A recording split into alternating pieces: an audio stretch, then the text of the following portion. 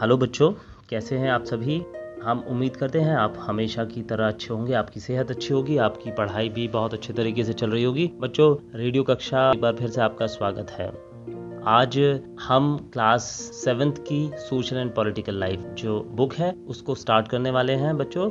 So I expect that every one of you, जो भी आप में से 7th क्लास में हैं वो तैयार हैं और उनकी NCERT की जो बुक है उनके पास में है, because you will be needing it sometimes. तो बच्चों, social and political life it started from class 6। Class 6 में हमने डेमोक्रेसी की बात की थी, हमने यूनिटी की बात की थी, डाइवर्सिटी की बात की थी, rural government, urban government, local, इन सभी चीज़ों की हमने बात की थी। एंड फ्रॉम क्लास 7th जो पहला चैप्टर है that is titled as equality in Indian democracy।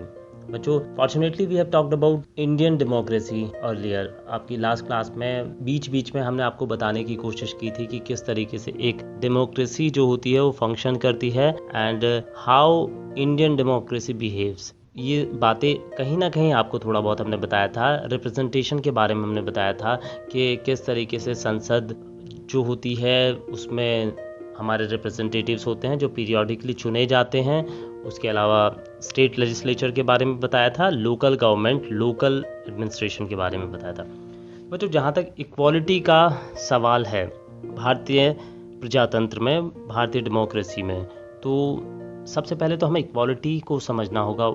ये इक्वालिटी जो होती है, जिसे हम बराबरी भी कह सकते हैं, ये आखिर क्या होती है। और या इस इक्वालिटी को बच्चों समझने के लिए इसके अपोजिट जो है, इसके एंटीथेसिस जो है, उसको ज़रा समझिए कि अनइक्वल क्या है।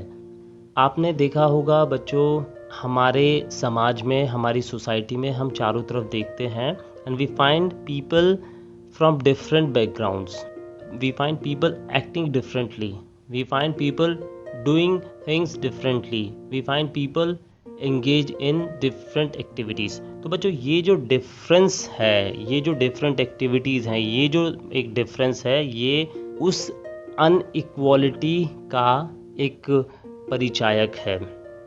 हम एक एग्जांपल लेते हैं।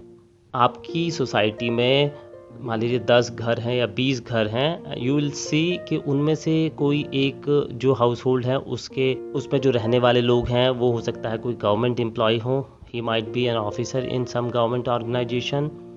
दूसरे घर में हो सकता है कोई लेबर क्लास के लोग रहते हों जो मजदूरी करके अपना घर चलाते हों।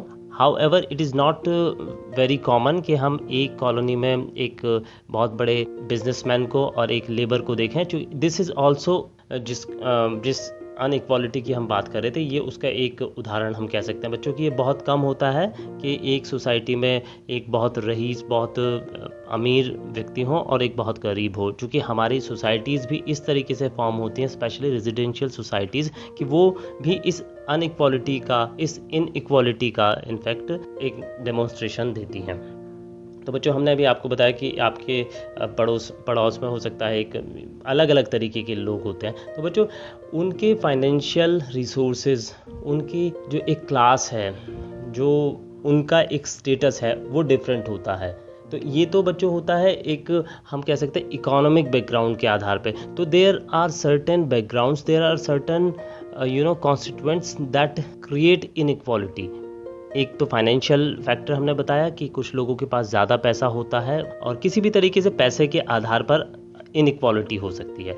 दूसरा, एक बहुत जो हम अक्सर चर्चा करते हैं, हमने लास्ट क्लास में भी आपसे चर्चा की थी, वो हमारी कास्ट के आधार पर, हमारे रिलीजन के आधार पर हम इनइक्वल हो सकते हैं। बच्चों, यहाँ पर जो है देखिए कितनी एक इम्पॉर्टेंट चीज़ है। हमने आपको डाइवर्सिटी के बारे में जब बताया था, हमने बताया था कि there are differences, we are different, we are diverse, but it does not mean that we are not equal. हमने कहा था कि मान लीजिए मेरी जाति कुछ और है और मेरे जो सामने या आपकी जाति कुछ और है, okay, we are different, we are diverse, लेकिन इसका मतलब ये नहीं है कि आप और हम इक्वल नहीं हैं।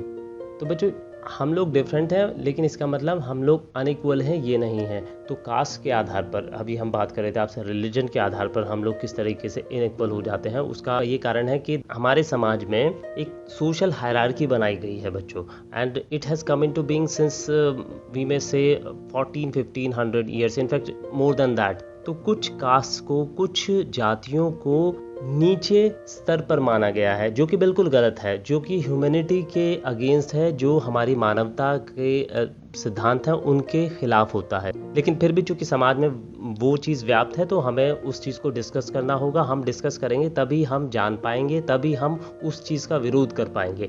तो बच्चों, कुछ जातियों को निम्न जाति माना गया, ओके, वी आर डिफरेंट, लेकिन यहाँ पर इस सोशल हायरार्की की वजह से वो ऊंची जात हो जाती है और दूसरी नीची जात हो जाती है, जो कि हमारे समाज की एक प्रॉब्लम है।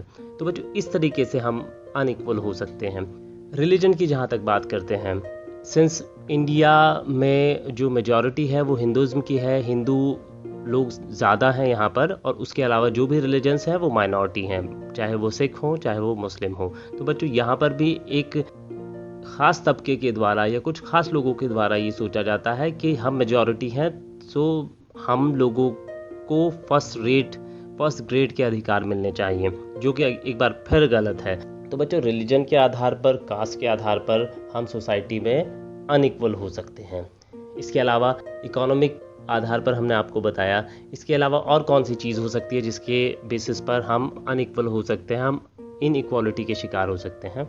बच्चों, एक और चीज़ है जो कि बहुत कम ध्यान दिया जाता है उस तरफ, वो है हमारा कलर, स्किन कलर।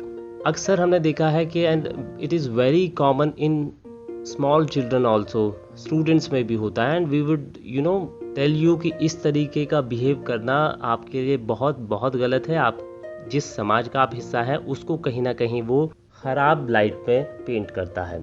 हमने देखा बच्चों, कभी कभी ये चीज़ देखी जाती है कि since his skin colour is dark, I will not be friend her, I will not be friend him. तो इस तरीके की चीज़ें भी, उसके बेसिस पे भी हम कहीं ना कहीं अनइक्वल फील करने लगते हैं।